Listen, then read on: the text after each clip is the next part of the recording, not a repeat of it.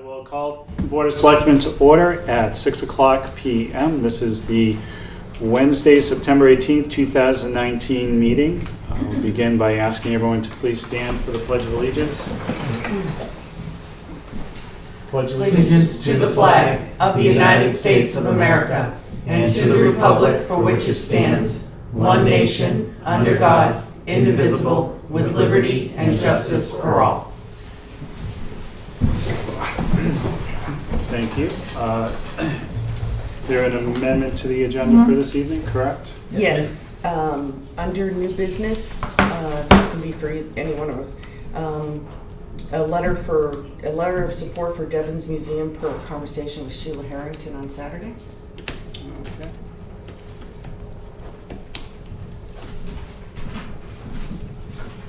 I'll second the amendment. All those in favor?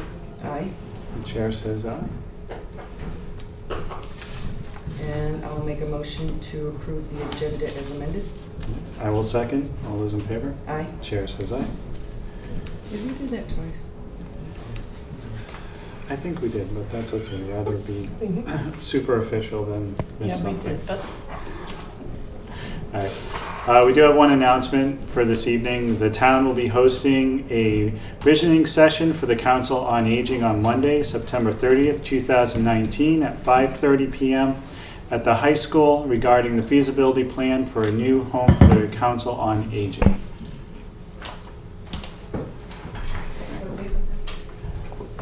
Public input. Is there anyone here for public input?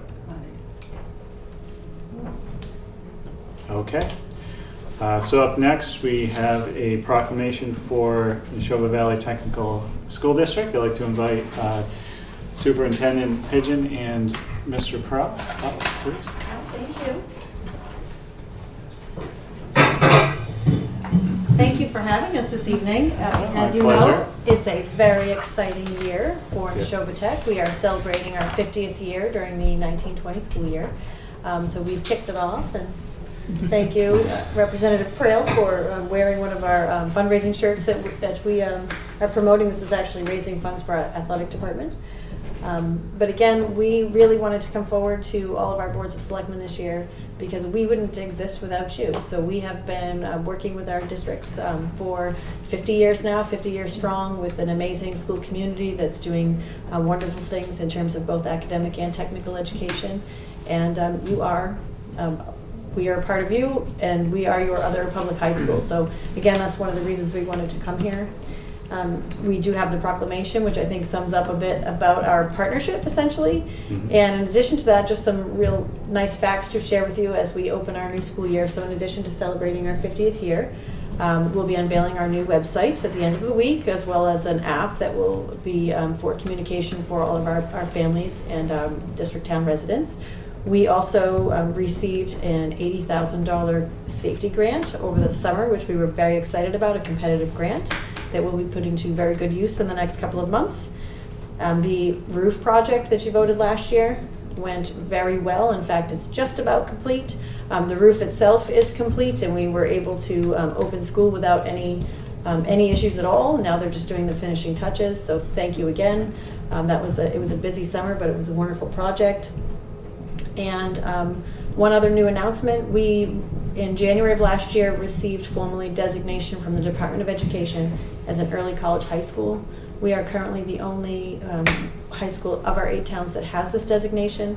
We know that others are working on it, but it was through a partnership with Middlesex Community College, where we have the opportunity for 12 credits for juniors and seniors to take right on campus. Our teachers were vetted to basically serve in both capacities as a Middlesex teacher and a Neshoba teacher.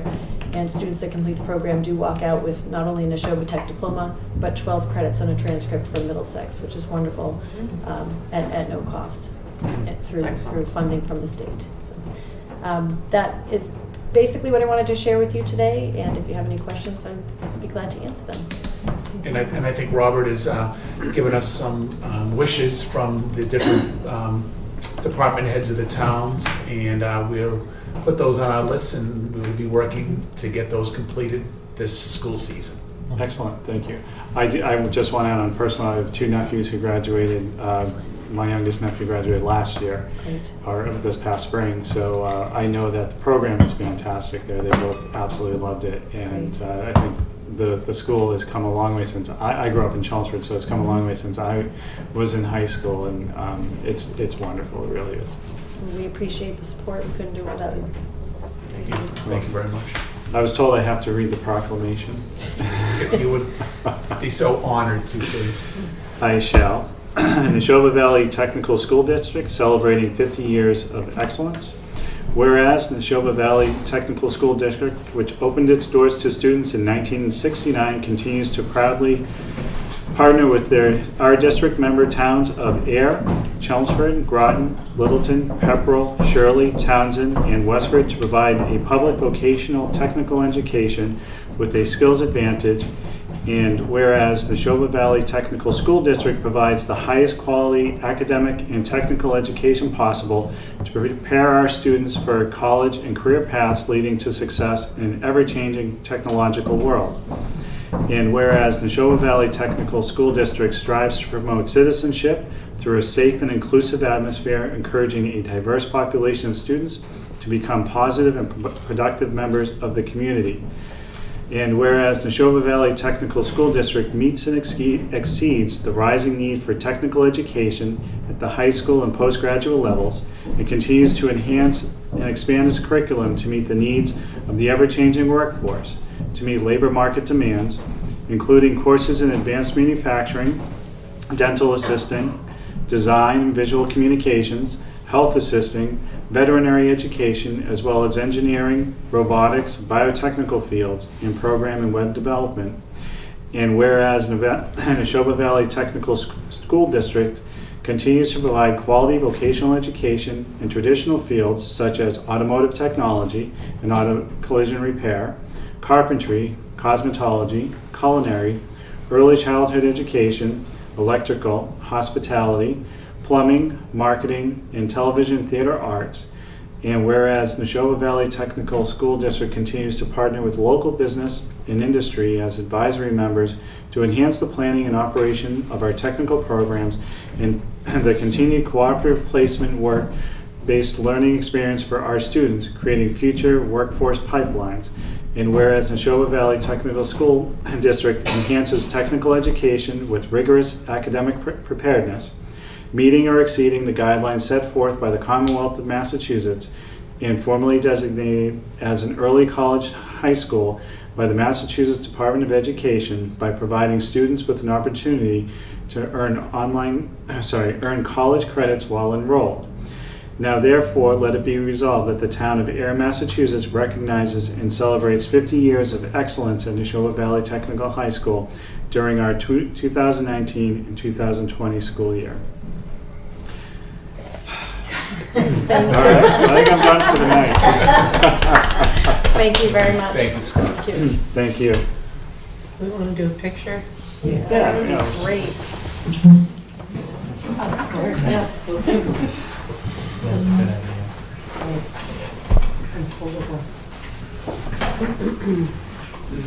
Yeah, great. That's one of the numbers, sure.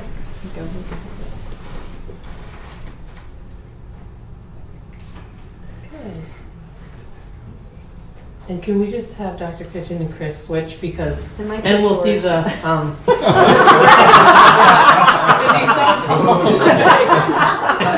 We should have told you to like scrunch down. There we go. Now we can see all the lettering. There we go. Perfect. Thank you. Very diplomatic. Thank you. Thank you very much. Thank you, Scott. Thank you so Chris. much. Thanks, Janice. Thank you. Thank you very much. You betcha.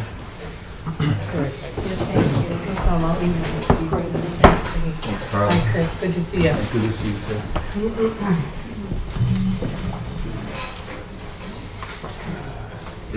Okay, next item on the agenda is special election to fill the Board of Selectmen vacancy discussion. So we did have a discussion on this 2 weeks ago where the board did not take an action to call a special election.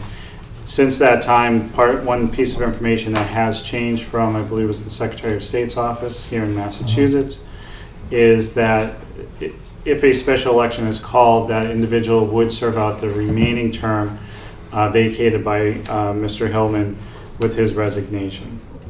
So myself personally, we've received a couple of emails in support of not having a special election. However, I do think that the quality of candidates that would come forward with a term that would fill the remainder of Selectman Hillman's seat would provide a better quality and more involvement in the election process. So I am in favor of calling a special election. Selectman Livingston? Well, I mean, based on the input, the information that has been sent to the board, and also conversations that I have had with voters that do not want one. Also, we've had people tell us, and we have it in writing, where they would have a petition to not have one. So I'm very tossed. Is it feasible to have a petition not to have a special election? I guess from I a mean, legality I would think that, perspective. I thought about that myself, and I'm thinking, well, what would you do in that scenario? And I guess at that point, it would depend on how many sign. There isn't one, but I know they've talked about it. But I've been talking to a lot of people who don't want one. So again, very tossed.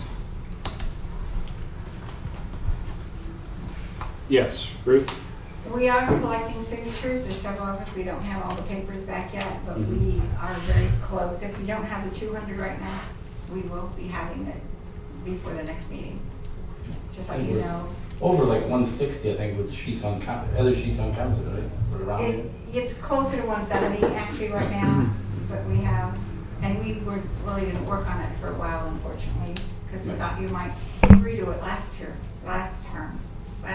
meeting. So, but you will have the 200 signatures, and it would be nice to get it rolling. Well, even if you did bring in a petition, it would still have to be certified by the town clerk. It will be. Yeah. Correct. I mean, it will be Yeah. done. So that's how I feel. I mean, I have people that approach me that do not want one. Okay. So I don't know what else to tell you.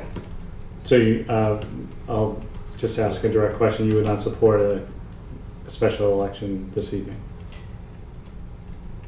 As I stated, I'm very tossed. I mean, we have the few people here, and I know they're collecting signatures and everything, but I also have people that have been pretty vocal about not wanting one. So at this point, I probably have to flip a coin in order to make a proper decision. Do you have a coin? I do not have. Okay. And that's exactly why we need 3 people on the board. Well, to be honest with you, I mean, you would still end up, you know, even if you had 3 people, could still end up being 2 to 1. Okay, so part of our job here is to listen to everyone. So that's what I'm trying to do, and I'm trying to do the best to make everyone happy, and that is a very hard decision. Now, if based on the information that we had gotten the last time, that if we were to declare one tonight, I believe, don't quote me, I believe the election would fall around, the earliest would be November 20th. I believe that is correct. I did reach out to Robert and asked him to talk to the town clerk if we were to call one tonight, what would be the best time frame, so that because they do have items that they need to get done related to town meeting, et cetera. I didn't want to overload the clerk's office. Robert? Mr. Chairman and members of the board, so anticipating that, what I'm handing to you has been prepared by the town clerk, and as you'll see on the bottom, all of the dates have been verified by the Secretary of State's office as of September 12th. And I want to just stress, if you were to call an election, Ms. Copeland prepared 2 options, and this is under the assumption of if it was to be called tonight. So option 1 would be a special election to take place on Tuesday, December 3rd, 2019, and you have listed here the last day to pull nomination papers would be October 10th, last day to turn in papers October 15th, last day for the registrars to post October 29th, and the last day to register to vote November the 13th. Option 2 pushes it back a week to having the special election on Tuesday, December 10th, and then the appropriate dates there. All right, thank you. Well, I do like those dates better than November 20th because it's getting so close to Thanksgiving and people go on vacation.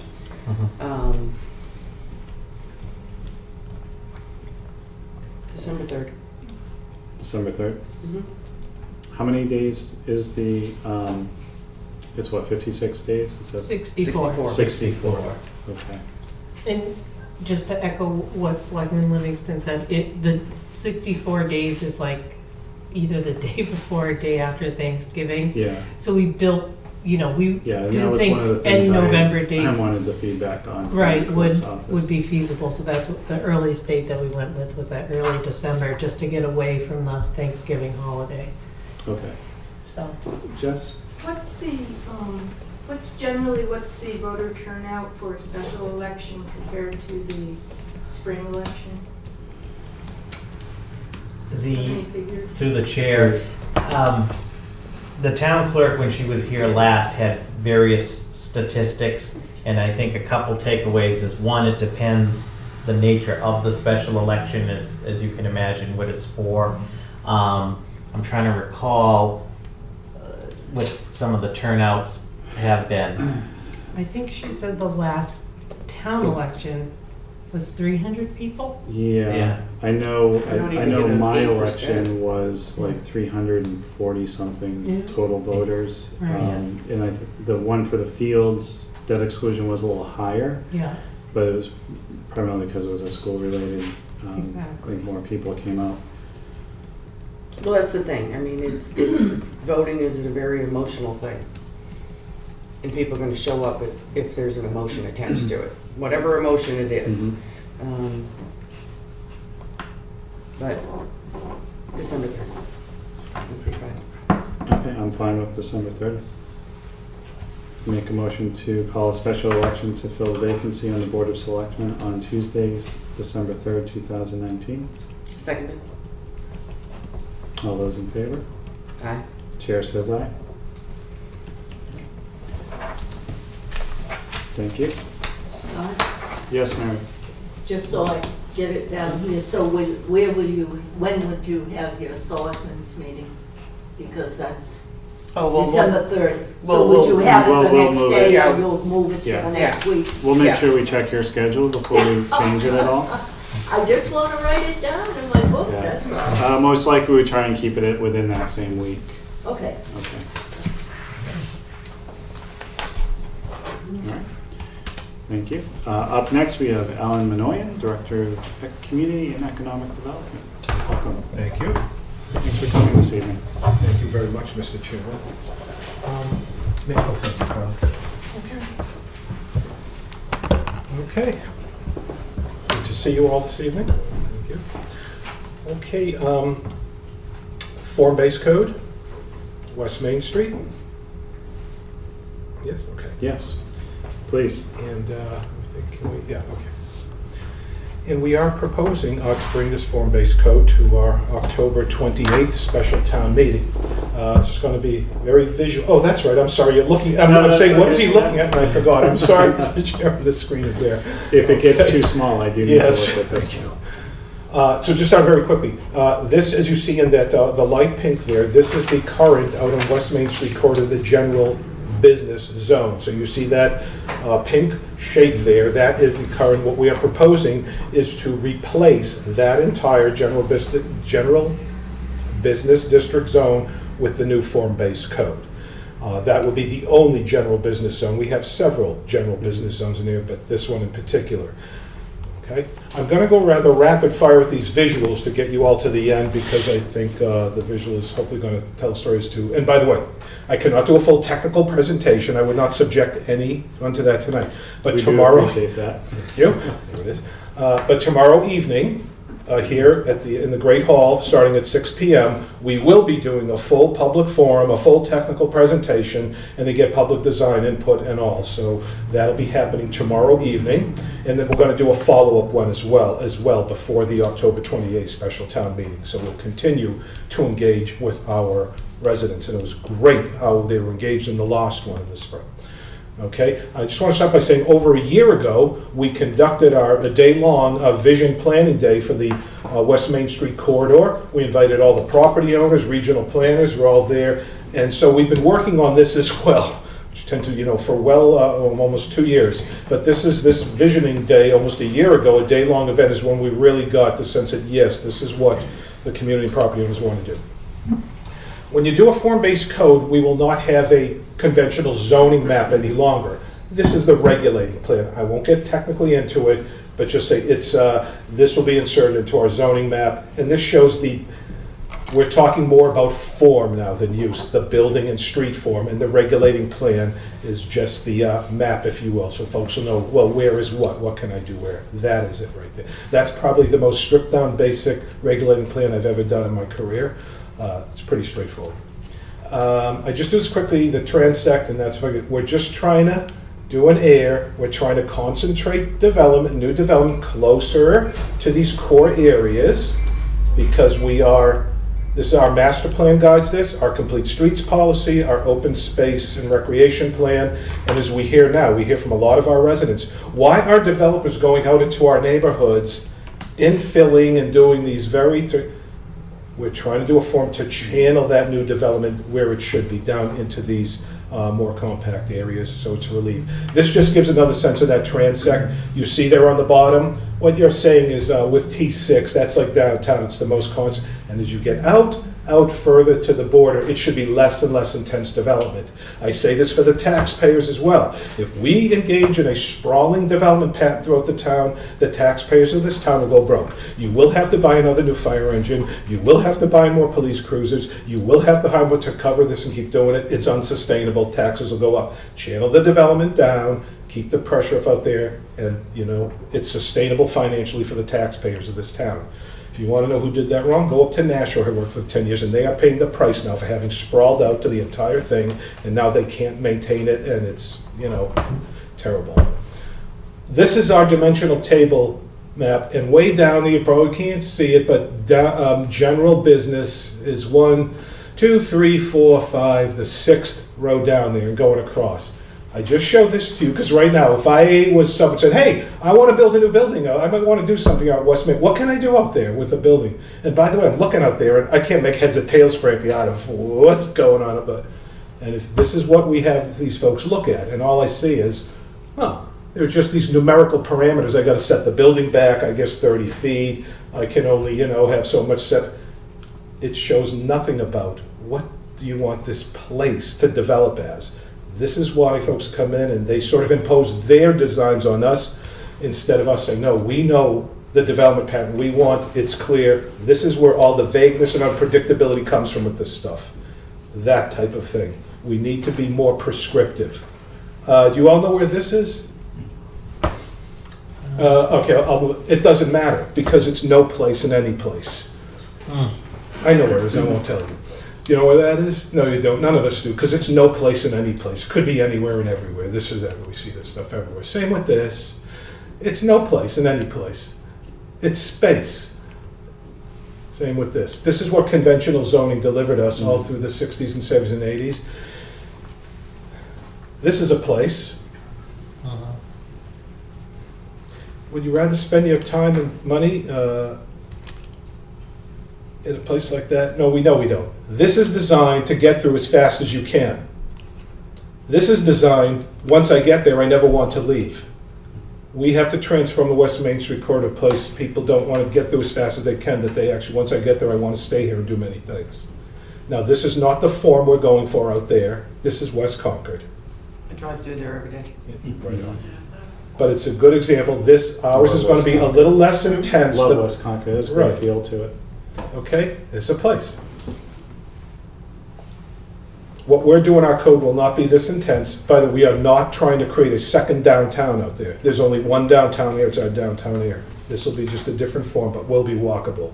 And what is it? What is the difference between those pictures I showed you before and this? Buildings are a little closer to the street. Buildings are, you go 2 stories and maybe 3, which is about economics and not looks. There's a sidewalk. There's on-street parking. Street. The windows, the frontages of the buildings are designed to address the street and uplift the street that makes you feel like, I want to get out of my car and walk on this street. It's the buildings that do this. It's because of the window proportionality, where the building is set, the way the whole thing is designed to relate to the street, not to shun the street. None of these buildings shun the street. I'll show you pictures now of what we have on West Main, which is one of the greatest case studies I've ever seen in my career of shunning a street. Same as this. This is the corridor we're talking about, looking down. So we're talking, right, that's the railroad, the overhead railroad bridge, right when you get sort of past Scully Road. And then the Verbeck Gate there is on the other end. What we're talking about is this lovely stuff in the middle. You can even see just looking down, it's that far away, that what is going on there. Here we are. What relates to the street? What uplifts the street? Mr. Chairman, you'd like to take a lovely, pleasant walk with me out there this weekend? Sure. Not really, but sure. Here we go, rapid fire now. Get a flavor.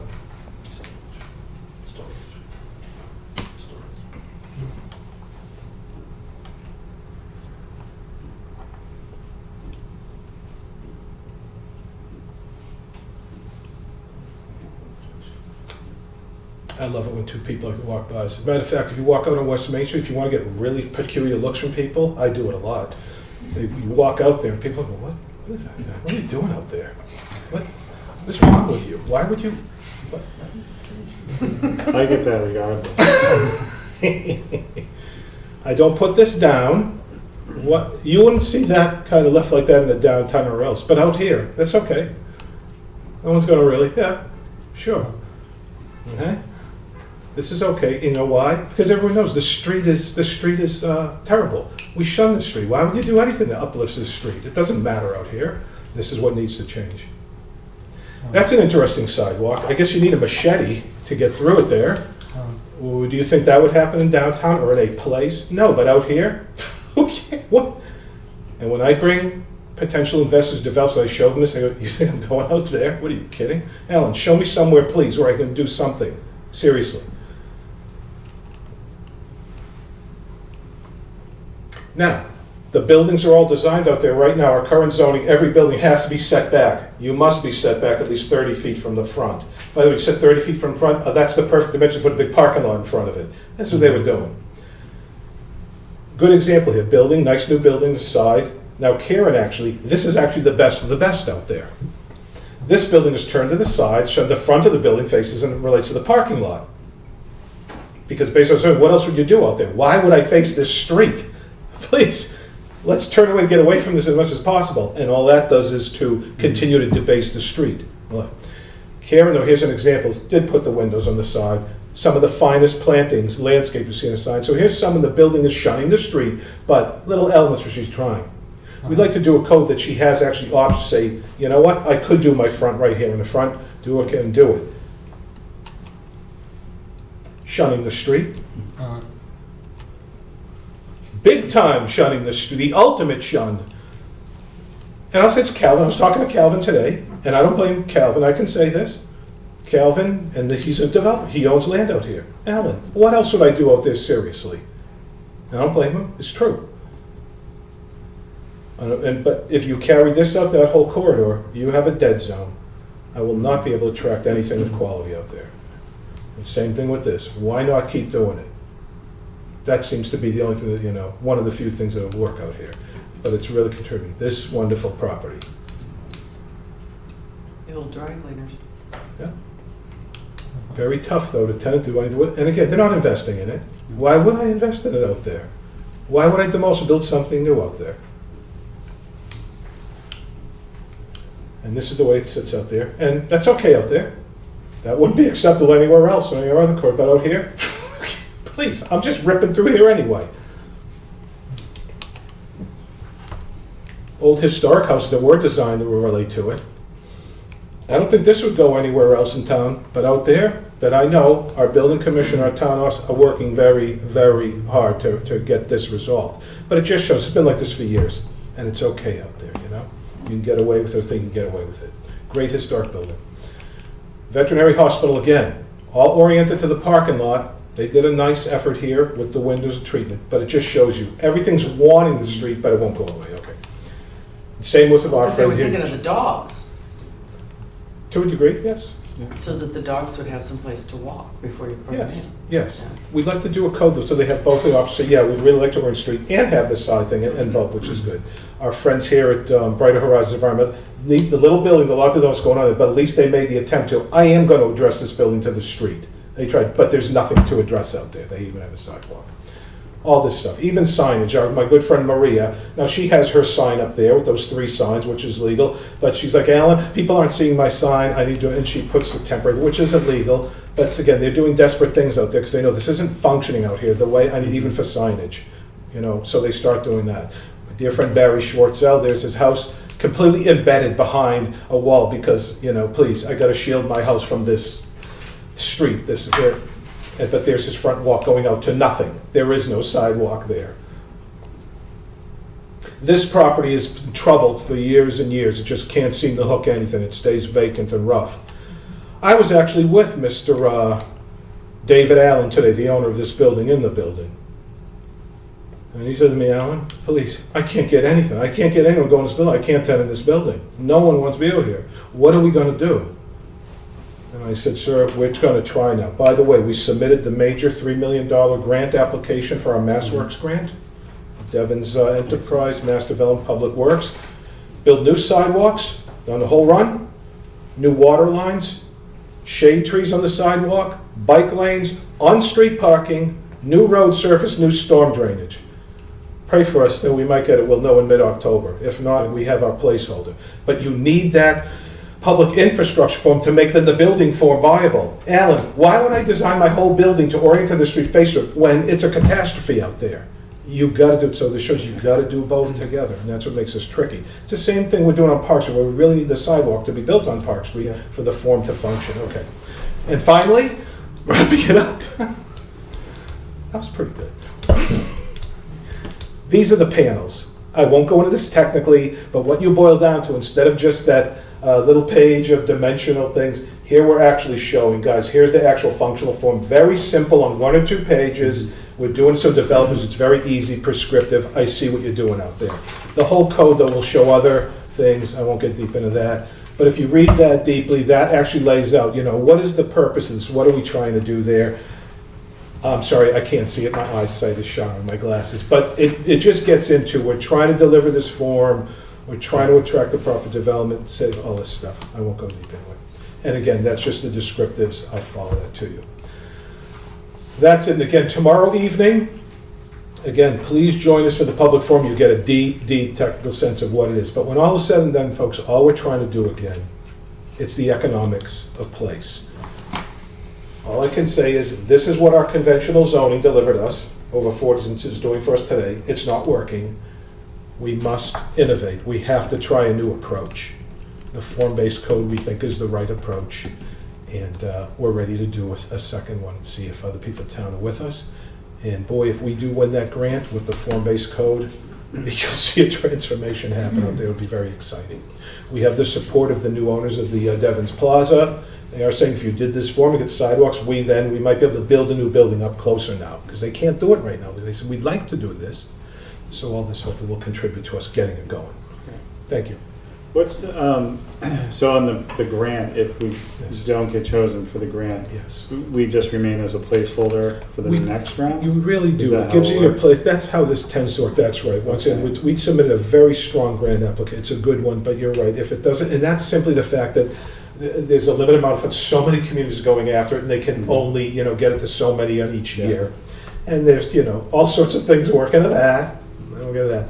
But it is, you get your placeholder and they say, get in the next cycle, it's good. And then hopefully, most of the time, and ours is a strong one, we feel very confident. If not this time, we're going to get it the next, it'll get us right. And it's into annual? placeholder. It is, that's correct. That's correct. And Mr. Chairman, just real quick, because the MassWorks is so competitive and everybody's applying, it almost seems like, and we remain cautiously optimistic on this, it almost seems like it's a rule of thumb, it's the second.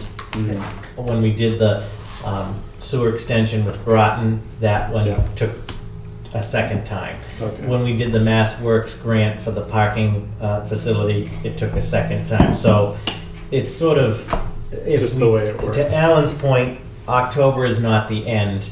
If we don't get it, we will ultimately be successful, but. Okay, Yeah. excellent. There is. And the form-based zoning will be at the fall town meeting. Yeah. Yes, October 28th. Good. And we'll see this time if, Get to talk. maybe they'll, maybe I can do the presentation. We'll see. I doubt that I very don't know, that special was thing. that was pretty remarkable. We'll put a countdown clock in the back so you can see how much time you have left. Right. before the- Last one was 1 minute and 28 You seconds. got it. Just enough for you to say your name. Okay, thank you. Thank you. Okay. Again, all jokes aside, the fact that it went so smoothly at the annual town meeting Yes. is a reflection of all the hard work you did, getting the word out and having the public forum so that people had the information when they walked in. That's what I found through my career. If you afford people But still, enough that was time and don't remarkable. rush it, that they trust, and I think Yeah. they trust, I can tell, they trust the administration, they trust the team Robert's built around us. We're out there, so that was a very powerful thing. And it showed me to really, we love working with our residents in this town. And we keep doing the same thing with that, yeah. I love your passion for the job, and I think you'll definitely leave our town in a much better place when and if you ever leave. So thank you for all the work you've done on this and everything else. I appreciate it. I like this town a lot. It's a neat town. And my father loved this town. Thanks. So anyway, and of course, we are all happy together, right, always, 'cause- okay, I won't go there. Oh, I was just gonna say, I heard, and then I realized it was because I heard from you that the song by the Turtles, Crazy. Happy Together, which I always loved that song, Crazy. was based on Park Street Diner. He wrote, the gentleman sat at the Park Street Diner in 1966. He said, I sat there and this is where the song came. He created the song sitting in the Park Street Diner. I said, okay. All right, master plan quarterly update. We should have that our theme song or something. There it is. The official theme song of the town of Ayer. That's right. Why not? Okay. We have, again, favorable news with regard to the master plan implementation process. And I'll say we did our luncheon roundtables of all the chapters. I did there were 2 left. I did the economic development roundtable a few weeks ago. And tomorrow is the final luncheon roundtable, and it's actually being presented by Robert and Carly tomorrow. It's municipal services and facilities, so that is taking place tomorrow with the entire team and departments, and that finishes that part of it. I will say though, when I provide you guys, and I like that Robert and all guys do just this nice, very simple matrix, and going through it, and I think I gave you some just statistics. I'll tell you, all of the team, the departments are really laying into their, and these are the priority objectives and goals. And right now, as I said in my report, we have about 65% of the, what was laid out as the priority goals and objectives have pretty much been accomplished. I say that, this is a 7-year master plan. We have 7 years to get us in, and I'll say, we're doing pretty good right now, just, in the first year and a half. So we were pleased. I'll just say quickly a couple of stuff that is still in progress. Under land use, the Petapawag overlay zone, and I know Mark Archibald is already, in the thick of that, starting getting ready for spring. We're looking at a 40 or smart growth district. We're talking about that, but frankly, what we're doing with the form-based codes, that is what it's the same type of thing. But we're going to keep looking into that. We're starting our sessions on that with MRPC and DHCD. Housing, I'll tell you right now, the manager of the community development program, Alicia Hersey, she has just exceeded over the last few months doing, and right now, up in the Great Hall, an unprecedented gathering that Alicia put together with a Mass Housing Partnership with Janet Provodakis, because we have our new Affordable Housing Committee, which is going strong. Like, these people are really into it. There's a meeting going right now of all the regional towns around us, from Tingsboro, Townsend, Harvard. They're all up there meeting with, and Alicia's running it with Janet, and we are doing our Affordable Housing Trust thing. Alicia is really doing exceptional work with the housing stuff. The committee's been formed, coordinating interboard communications done. We are now doing the housing committee for exchanges. That's what she's doing in progress.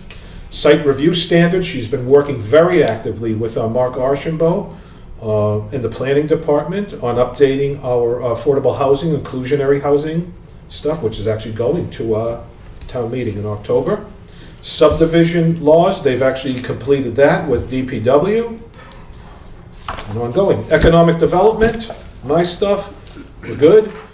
The only thing we're sort of working on, and we have the meeting tomorrow morning, the MART, the Devon shuttle, we gotta market that more strongly. We've got to up that in ridership and get it going. We're actually having a meeting tomorrow morning at 9 a.m. out on Devon's with the Chamber of Commerce and all the partners.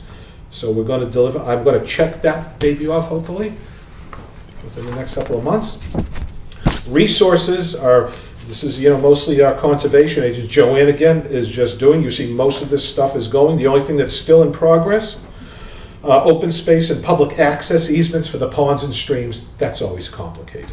So that's really the only thing. All the other stuff she's done very well with, going on that stuff. Transportation circulation, Public Works always delivers, our Public Works department. And the only thing in progress there is we're still doing the downtown parking study. They completed the study, but now we're working through sort of some of the implementation, getting that done. So that's one of the few things. But Complete Streets is great. The commuter parking deck, it looks like it's going to be done in mid-December.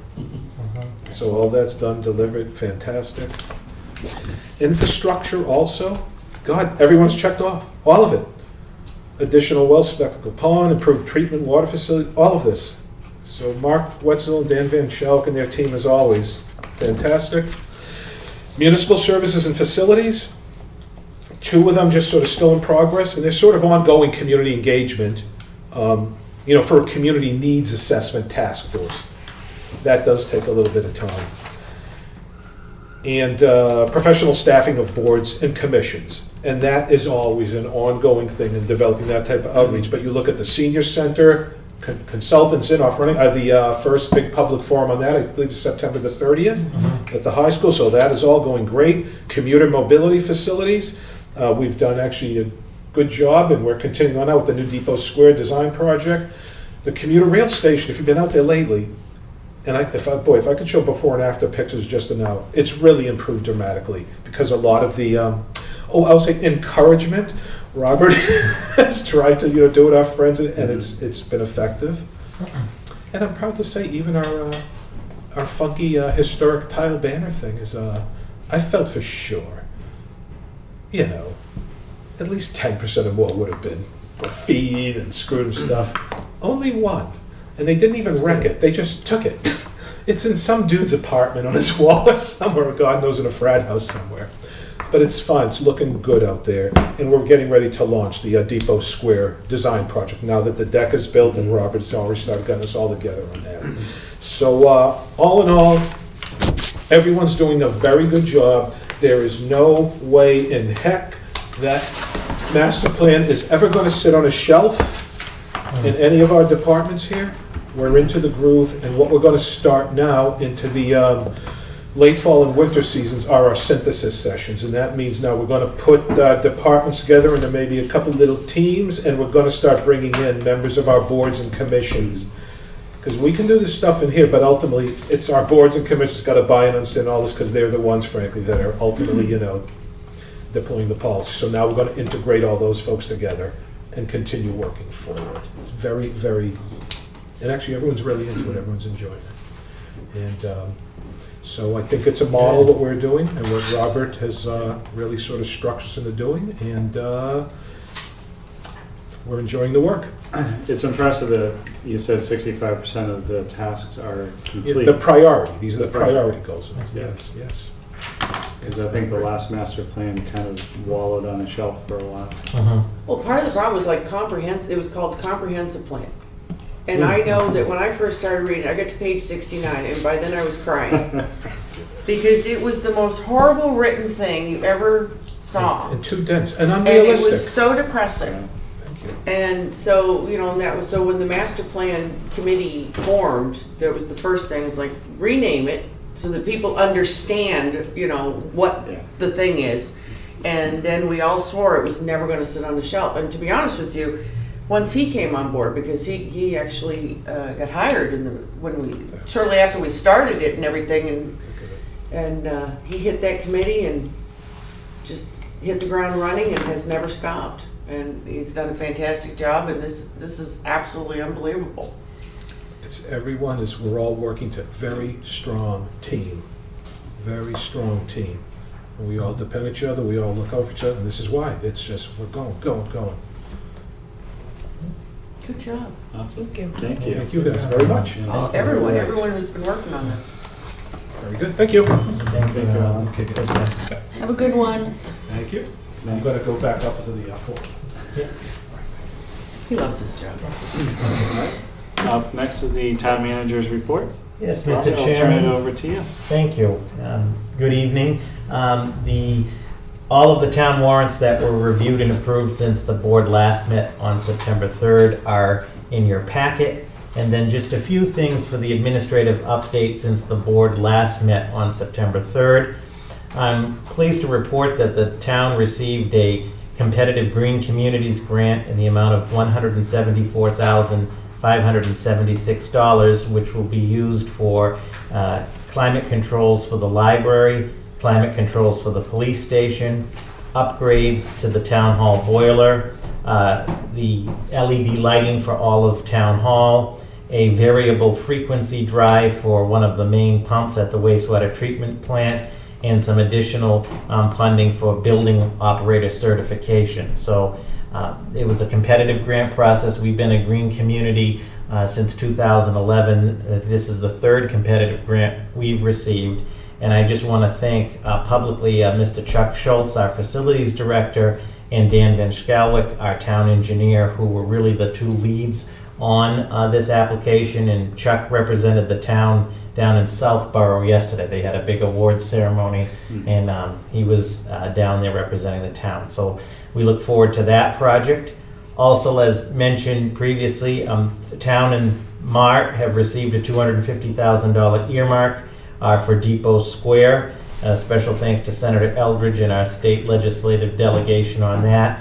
This earmark will be used for the Depot Square side of the project. The bathroom building and the facilities, that's already in the project, so this is for the commuter waiting station and a lot of those things. And as Alan mentioned to the board, we will be meeting internally, and then we'll be doing some public design on that as well moving forward. Also, the Ayer Police Department received a $700,000 regional dispatch grant. This is from the regional dispatch, which was a significant grant award to continue the further development of regional dispatch with Shirley. And we received a $204,000 Complete Streets grant for some sidewalk improvements. So that's about $1.3 million in grants since the board last met. So I'm very proud of our 2 weeks. I'm proud of our team and our town of Ayer should be very proud with that. Also, since we last met, really the focus has been developing the special fall town meeting warrant, and I do have a handout for the board. As the board is aware, the warrant officially closes on Friday, September 27th. That's the deadline for any warrant articles as well as any citizens petitions. And I thought, just for the board's benefit, I provided you with a 2-page memo that's just a summary of as of today, what it's looking like in terms of articles. We do have as of it stands right now, there are 14 articles. There are no citizens petitions to date, but the deadline is September 27th. Just real quick, Article 1, there are 2 prior year bills that we're looking for town meeting approval on. $200 one from the police department and a $4,972 from the solid waste division. The cost for hauling and recycling went up again since town meeting, and there was not an appropriation to pay this bill, so we'll have more discussion on that at town meeting. Article 2, also since the board last met, we did sign the agreement for the Great Grove Pond PFAS treatment. The Army is going to pay for it. What we're proposing is, and that has been signed, is that borrow authorization for Grove Pond be reauthorized by town meeting to apply towards Spectacle Pond. So that's what Article 2, from the 2018 ATM, it was actually 4.1 million. Superintendent spent about 600,000 of that, which was not reimbursable from the Army. That leaves 3.5 million. We'd be asking town meeting to reappropriate that authorization to start on Spec Pond. Mr. Wetzel's been meeting at length with the DEP and the EPA on the process of finding the responsible party for Spec Pond. That's not going to be, unfortunately, as easy as nailing, the Army on this. And PFAS has showed up in the Littleton water, so this will be expedited to try to find the responsible party. Okay. So did you say we did get the check from the Army, or we're still waiting for the check? I'm still waiting for the actual check, but everything has been signed and sealed. So we're waiting for a woman named Sharon in Huntsville, Alabama to press the button. Yeah, you might, I mean, Yeah, knowing how the DOD works, there's always a chance you have to wait for their new fiscal year, which is October 1st. that is true. Yeah. Yeah, so just Mhm. don't No, hold we your have, breath well, waiting at the mailbox. we have not counted anything yet. Okay. Yeah. Article 3 right now is a placeholder.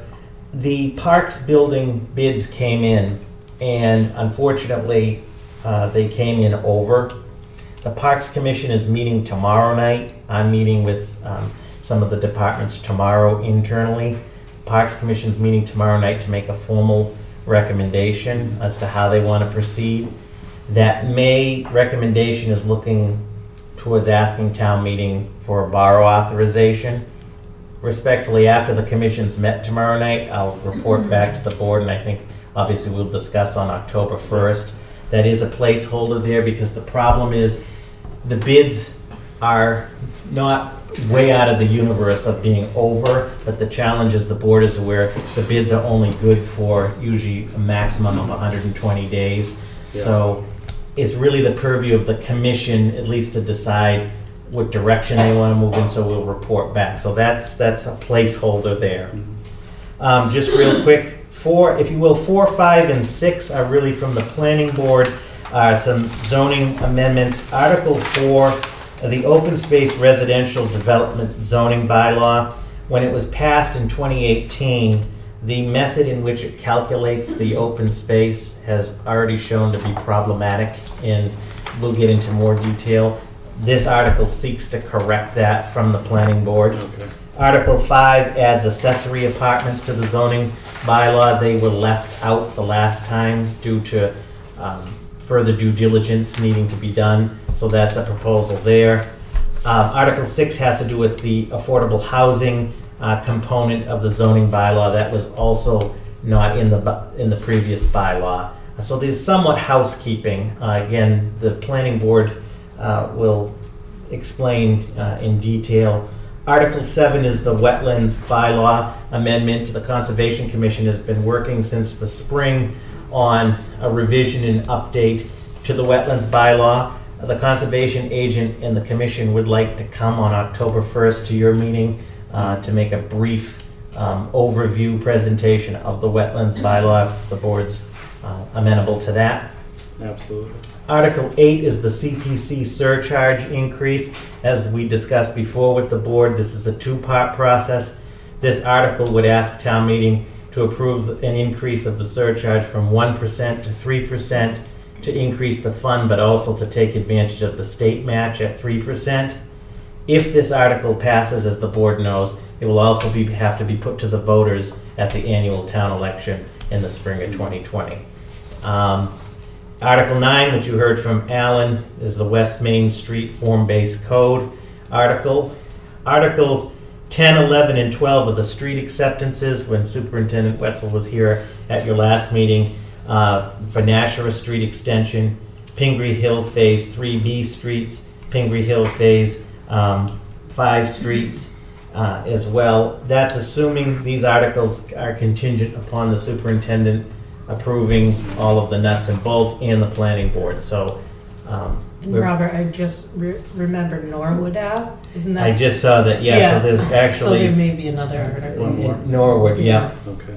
And then Articles 13 and 14, the bylaw amendment to change the date of the annual town election, changing that order. And then Article 14, a bylaw amendment to change the date of the annual town meeting to the fourth Saturday in April, with the start time of 9 a.m. is where we had left it. There are no citizens petitions to date, so that's sort of a synopsis. On October 1st, we'll be reviewing the warrant in detail. Excellent. And we'll keep you updated as there are any changes or additions.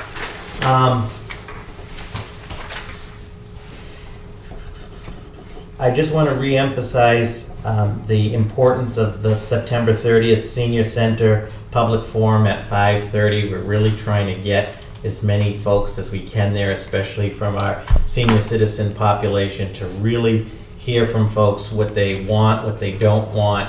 So just another plug for that moving forward.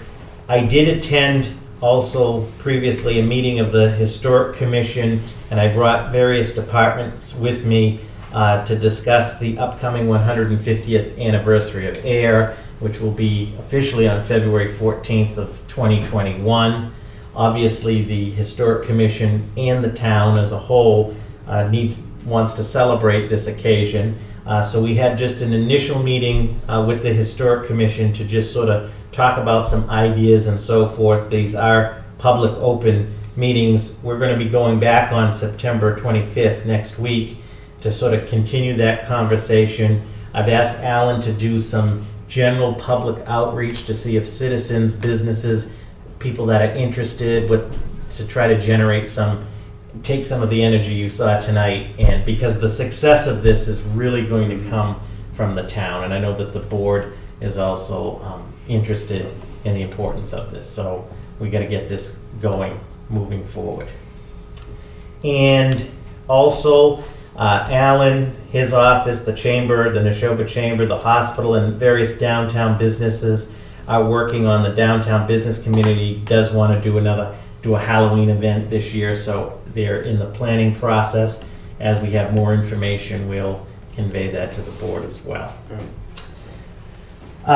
Just two quick action items outside of that. The draft 2021 budget calendar was sent to the Finance Committee for review.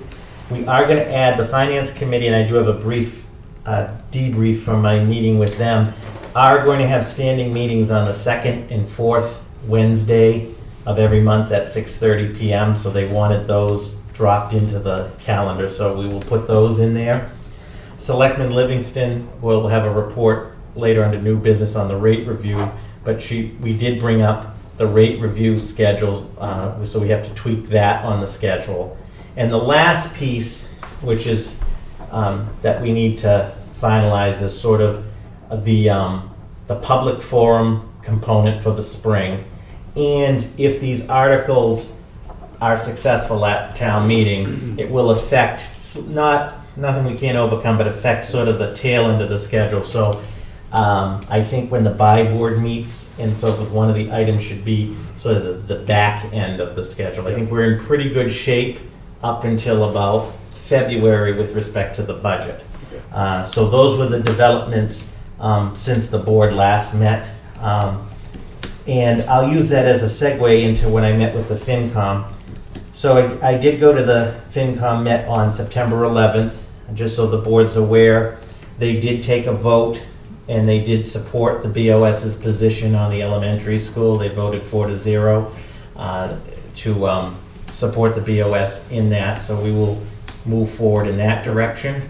There is a vacancy on the FinCom that we are going to advertise, so they're down one member. We did thank Mr. Greg Ketchum for his services, and he's moving out west, and we wish him all the best. I thought he was moving down south. New Mexico, New Mexico. your old stomping ground. Oh, I heard it was Yeah, down in it like changed. Carolinas. I worked with him. Yes. He was in my office, so. So Mexico. we will miss Greg, and so there is a vacancy. We'll be advertising. Pat Diamond is still the chair. Mark Smith is the vice chair, and Terry Harville is the clerk. We're going to meet the second and fourth Wednesdays at 6:30 of every month. One of the things when we talked about the schedule, and I know some towns such as Acton does this, and Matt Selby, who works for Acton, who's on the committee, brought it up.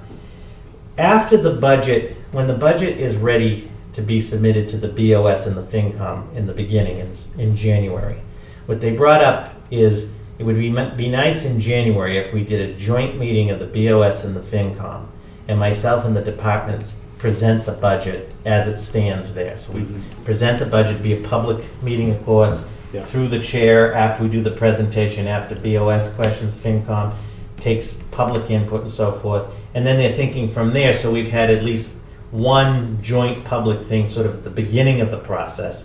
Then the FinCom is going to do their due diligence, and as I said, just as the BOS will, and then sort of come back, and there's the challenge, is come back with enough time, for further changes in public, and then move forward. So I thought that was a good model. Yes. I think we should further vet it through the buy board, but we did have a good discussion on that as well.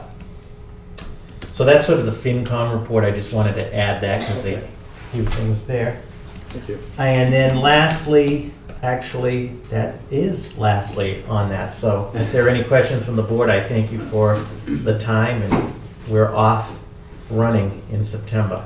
Excellent. Do we need, you said they were action items, or any actions you need us to take on the calendar at all? Not Or at, just it's still in flux? yeah, Okay. yeah, I'm All right. thinking maybe October 1st we'll have it ironed Excellent. out. Wonderful. Thank you. Thanks. I'll turn it over to Selectman Livingston for new business. All right, so on September 10th, the rate review committee met, and the rate review committee is for the water, the sewer, and now also the transfer station. So this time of year, we're primarily focused on the transfer station, whereas in the early months of the year, the calendar year, we're more focused on the water and sewer. So the initial review was we looked at the current rates and the permits and the bags. We're hoping that we will not have to have any change, but of course we're not for sure, because of the fact that when they changed when they sell the permits and whatnot, they went to a calendar year instead of a fiscal year. So trying to get the data. So she's kind of having to at least kind of have readjust how she's looking at the data. Okay. More of as a calendar year versus the fiscal year. So she's, got to work on that. She'll be fine. We talked about, no decisions were made. Okay, I want to make that clear. No decisions were made. These were discussions, and we have not even formally decided what will be brought to the Board of Selectmen in October. But one of the discussions was that, during the calendar year, say it gets to like we'll say July of a calendar year, and somebody goes in to get their permit for the transfer station, they would get it prorated because it's only half a year. So it is being discussed that maybe that'll be for new residents only, and that not for current residents, current members. So again, it's being discussed. It also has been discussed for better enforcement at the transfer station. That has been, was made very clear that that is an issue. We have too many people who are throwing the black bags. Yes, I agree. So that better enforcement, we feel that if we could enforce that better, if that was going on, then obviously that would help with the funding, okay? It was also talked about, and though historically it has not worked before, but we talked about it anyways, about us probably maybe having a senior tax worker up at the transfer station. So for example, I have a cabin in Sanborn, New Hampshire, and I went to their transfer station. Their swap shed was really impressive. So it's huge. They have volunteers that actually are scheduled to work up there. And instead of whereas we're throwing our clothes into a bin, they've got it all in one spot. They're putting it on hangers. I mean, it was impressive. So, maybe an idea is to do a senior tax work off. Again, in the past, it did not work, but maybe if we put it out there again, somebody would be interested, and somehow we can also, and that might help enforce what's being put in the shed and what shouldn't be put in the shed. And that's a big problem. Yeah. People, think that they're just gonna put everything in the shed because they're trying to get away with using their bulk stickers. By doing that, now this is items that isn't really serviceable. By doing that, they're kind of taking money from the town. So that needs to be enforced. And by the same token, you know, all of us who go to the transfer station, if we see that happen, we do kind of call it out and say, you know, no, that needs to go over there. But the bulk stickers, that has to be monitored also. And we also discussed, so as you know, we have the water discount for senior citizens, and we had set the age for 65. So it is being discussed as to raising the senior discount, the senior age for transfer station permits to 65, to align with everything else. Consistent. Okay, and to be consistent. So the committee is going to meet again on 2 October at 3:30, and we will also, I asked everybody to look at the budget schedule and to see what exactly needs tweaking, so that, you know, because they kind of looked at it, but they hadn't really looked at it. So on 2 October, we'll be able to see better. 1 or 2 dates, you know, might have to either move up or move out. I think in the budget schedule, I think you actually have March in front of you. Yes. So like, for example, you know, it's the public hearing for the water sewer rate being on the March 10th meeting. Maybe it would be better to be at the last meeting, which historically has kind of happened. So so it's just a matter of kind of tweaking the dates a little bit. So we'll be able to fine tune that. And I think that pretty much covers the rate review committee. Excellent, thank you. Okay. So the next thing was on September 4th at 11 a.m. I actually had to take the day off from work. I attended the Devon's Jurisdiction Framework Committee meeting. I'm trying to remember that long name. This was the initial meeting. I kind of referred to it as the J-Boss Part 2. And it'd be 90 minutes long. And I think we were in it around 70 minutes when we finally all agreed that a co-chair would be fine. So co-chair was the longest discussion ever. Really? Sorry. It was, that part was painful.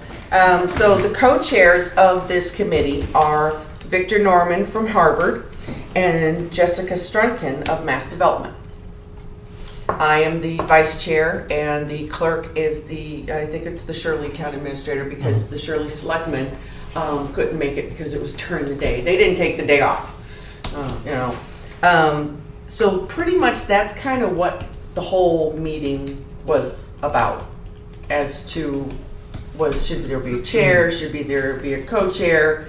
Well, you need to set a solid foundation before you move forward. And the tension. The between tension! Harvard Oh my and God! I'm telling you, they looked like it was about to get a fist fight. So there was somebody on the Mass Development side who I guess didn't like Harvard, because it dates back to a fight. I'm not kidding. It dates back to a fight for 2006. You got it. Honest to goodness, for a few minutes there, we thought we were going to be sitting in between the Hatfields and McCoys. He's sitting next to me, and I'm nudging him going, what did you get me into? Oh my God. Alan's sitting across from us. His eyes are just like, and we're like looking at, they were all at the other end of the table. We're like looking, going, ooh, they're going to go into blows. And that started it. When discussion started of, should we have a chair? Gloves were off. And finally, I mean, he and I are like waving, you know, like, hello, you know. I must say one thing, and this is really true, is when Robert ever spoke, I'm not kidding you, everyone at that table, they had so much respect for this man when he spoke. It was really amazing. I mean, the moment he spoke, it was like, and I was like, you know, keep speaking. My God, the tension is awful. So. Thank you, Janice. You know, there was a fight over the agenda. Yeah. The agenda was the most vanilla agenda you ever saw in your life. It was literally, introduce yourself, okay? This is the initial meeting, okay? Introduce yourself. and then, you know, take nominations for a chair or whatnot, and then set the future meetings and pretty much adjourn. I think there was a good 20-minute fight over the agenda. I was looking, I'm like, do I have the wrong agenda? I don't understand. It was really an agenda you would use for an initial committee. I don't understand. It was all down on the other end, and we're all like looking, going, what the heck's going on? So that's really what we covered. So the good news, we did finally decide on the co-chairs, and we did decide on the future meetings, which we've already moved the next one. It was supposed to be the second Wednesday of the month at 3 p.m. Yeah. So luckily I only have to leave a little early from work. And, but that would have put it to the 9th of October, but we've already had to move that one to the 16th of October. I can't make this stuff up. Future meetings is scheduled for the second Wednesday of the month, every month at 3 p.m. And we all decided that it would be better to just meet at Devon's at 33 Andrews Parkway, because they have the facility, they have the long table.